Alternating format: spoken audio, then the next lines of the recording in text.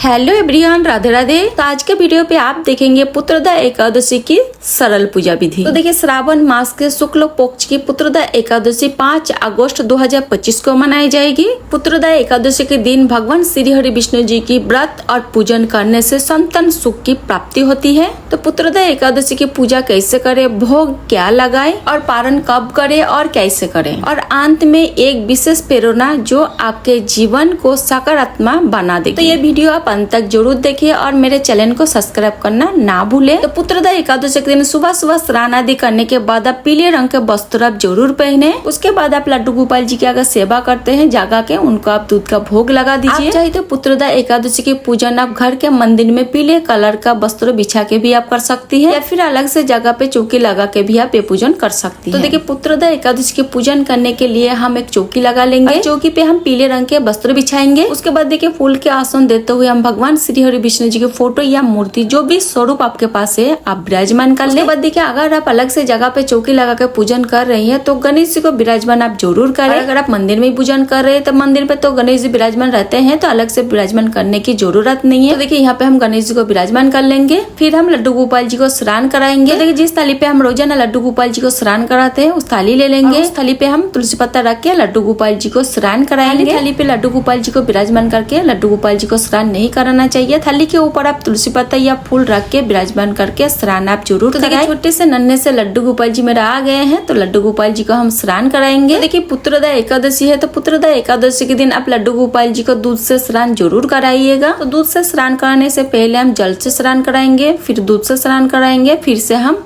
शुद्ध जल से स्नान कराएंगे। जल से स्नान करने के बाद अच्छे से लड्डू गोपाल जी को हम पोंछ लेंगे। पोंछने के बाद हम लड्डू गोपाल जी के सुंदर सा श्रृंगार करेंगे। तो देखिए, पुत्रदा एकादशी का अर्थ है संतान प्रदान करने वाली एकादशी, और पुराणों में इस दिन का विशेष महत्व बताया गया है। जो भी माता पिता श्रद्धा से ये व्रत रखते हैं उन्हें योग्य संतान की प्राप्ति होती है, और केवल संतान ही नहीं, भगवान श्री हरि विष्णु जी की कृपा से जीवन में सुख शांति और मोक्ष की मार्ग भी प्राप्ति होता है। तो देखिए, लड्डू गोपाल जी को स्नान कराने के बाद अच्छे से हम लड्डू गोपाल जी को पोंछ लेंगे, और जो लड्डू गोपाल जी को दूध जल से हम स्नान कराया है इधर उधर ना फेंके। आप परिवार में सभी सदस्यों प्रसाद स्वरूप ग्रहण कर सकते हैं, क्योंकि यहाँ पे हम लड्डू गोपाल जी की सेवा करते हूँ। तो हम यहाँ पे लड्डू गोपाल जी को स्नान करा दिया है। अब हम उनका सुंदर सा श्रृंगार कर लेंगे। श्रृंगार करने के बाद लड्डू गोपाल जी को हम इत्र सेवा देंगे। उसके बाद हम दर्पण का सेवा देंगे, और इन्हें भी हम पूजा में विराजमान करूंगी। तो देखिए, लड्डू गोपाल जी को भी हम चौकी में विराजमान कर देंगे। तो देखिए, इस तरह से हम चौकी लगा लिए हैं। सबसे पहले हम दीपक जलाएंगे। तो आप देसी घी का या तेल का दीपक आप जला सकते हैं। उसके बाद हम दीपक का पूजन करेंगे।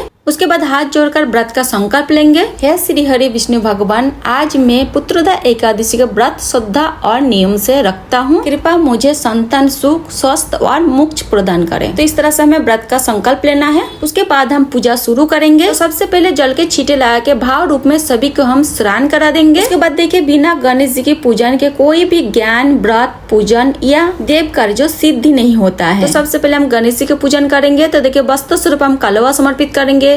चंदन से रोली से हम तिलक करेंगे। तिलक करने के बाद हम धूप समर्पित करेंगे, फूल समर्पित करेंगे। उसके बाद भगवान श्री हरि विष्णु जी को हम वस्त्र स्वरूप कलवा समर्पित करेंगे। लड्डू गोपाल जी को पहले हम वस्त्र समर्पित किए हुए हैं। लड्डू गोपाल जी पहले से वस्त्र पहने हुए हैं। अगर आपके पास जनेऊ है तो जनेऊ भी आप समर्पित कर सकते हैं। चंदन से हमें सभी को तिलक लगाना है। भगवान विष्णु को चंदन अति प्रिय है, तो जब भी भगवान श्री हरि विष्णु जी को पूजन किया जाता है चंदन से तिलक लगाया जाता है। तो यहाँ पे मैंने चंदन से तिलक लगा दिया है। और पुत्रदा एकादशी की पूजन सुबह के समय किया जाएगा। तो देखिए, एकादशी की पूजन पे तिल का इस्तेमाल आप जरूर करें। सभी को हम यहाँ पे तिल समर्पित कर देंगे। तो देखिए, दीपक में भी हम तिल समर्पित कर देंगे। जितना तिल चटकेंगे ना उतना ही हमारा कष्टों का निवारण होगा। उसके बाद हम फूल समर्पित करेंगे। तो देखिए, एकादशी के दिन अगर आपको पीले रंग के फूल मिल जाए तो आप जरूर समर्पित करें, और अगर आपके पास पीले रंग के फूल नहीं है तो जो भी फूल आपके पास है उस फूल से आप पूजन कर सकते हैं। उसके बाद भगवान श्री हरि विष्णु जी को हम तुलसी समर्पित करेंगे। एकादशी दिन तुलसी नहीं तोड़नी चाहिए, तो पूजा के लिए आप एक दिन पहले तुलसी तोड़ के रख लें। उसके बाद हम भोग समर्पित करेंगे। तो गणेश जी को हम अलग से भोग समर्पित करेंगे, क्योंकि गणेश जी के भोग में तुलसी नहीं डाली जाती है, और भगवान श्री हरि विष्णु जी को हम तुलसी युक्त भोग समर्पित करेंगे। तो देखिए, पुत्रदा एकादशी के दिन साबुत धनिया और गुड़ का भोग समर्पित की जाती है। तो देखिए, इस एकादशी पे गुड़ का भोग समर्पित करना, गुड़ आपको सेवन करना है और गुड़ का दान करना है। इसके अलावा कोई भी ऋतु फल का भी भोग आप समर्पित कर सकते हैं। एकादशी के पूजन पे फलहार का ही भोग समर्पित की जाती है। तो देखिए यहाँ पे हम फल का भोग समर्पित कर देंगे और जो भी भोग प्रसादी आप समर्पित करें उसमें तुलसी दलव अवश्य डालें। उसके बाद हम श्रद्धा अनुयायी दक्षिणा समर्पित करेंगे, क्योंकि दक्षिणा हमें पूजा में रही कमियों का पूरा करती है। तो दक्षिणा आप जरूर समर्पित करें। उसके बाद हम धूप दीप दिखाएंगे, फिर हम पुत्रदा एकादशी की व्रत कथा सुनेंगे। एकादशी के व्रत कथा सुनने के लिए हम 1 लोटा जल ले लेंगे और सीधे हाथ में थोड़ी सी तेल और फूल लेंगे, फिर हम पुत्रदा एकादशी की व्रत कथा सुनेंगे। तो आप एकादशी की व्रत कथा मोबाइल से भी सुन सकते हैं, या फिर अगर आपके पास व्रत कथा की पुस्तक है तो इसमें से आप पढ़ भी सकते हैं। तो देखिए पुत्रदा एकादशी की व्रत कथा सुनने के बाद हाथ में जो तिल और फूल लिए थे भगवान श्री हरि विष्णु जी के चरण पर समर्पित कर देंगे और जो तिल है थोड़े से हम लोटे में डाल लेंगे। तो इस तरह से मेरा पुत्रदा एकादशी की व्रत कथा पूर्ण हो जाएगी। कथा सुनने के बाद फिर हम आरती करेंगे। तो जो दीपक आप प्रज्वलित किए हैं उससे भी आरती कर सकते हैं, या फिर आप कपूर आरती भी कर सकते हैं। तो देखिए जो दीपक हम प्रज्वलित किए हैं उसी से हम आरती करेंगे। तो सबसे पहले हम गणेश जी की आरती करेंगे, फिर हम भगवान श्री हरि विष्णु जी की आरती करेंगे, लड्डू गोपाल जी की आरती करेंगे। बहुत ही प्रेम पूर्वक हम आरती करेंगे। बहुत ही प्रेम पूर्वक आरती करने के बाद आचमन करेंगे, यानी आरती ठंडा करेंगे। उसके बाद हाथ जोड़कर भगवान श्री हरि विष्णु जी से पूजा में रही कमियों के लिए क्षमा याचना करेंगे और मेरे परिवार के मनोकामना पूर्ति के लिए भगवान से प्रार्थना। इस तरह से मेरा पुत्रदा एकादशी की सुबह की पूजा पूर्ण हो जाएगी। शाम को भी इस चौकी पे दीपक जलाना है और आरती भी करनी है।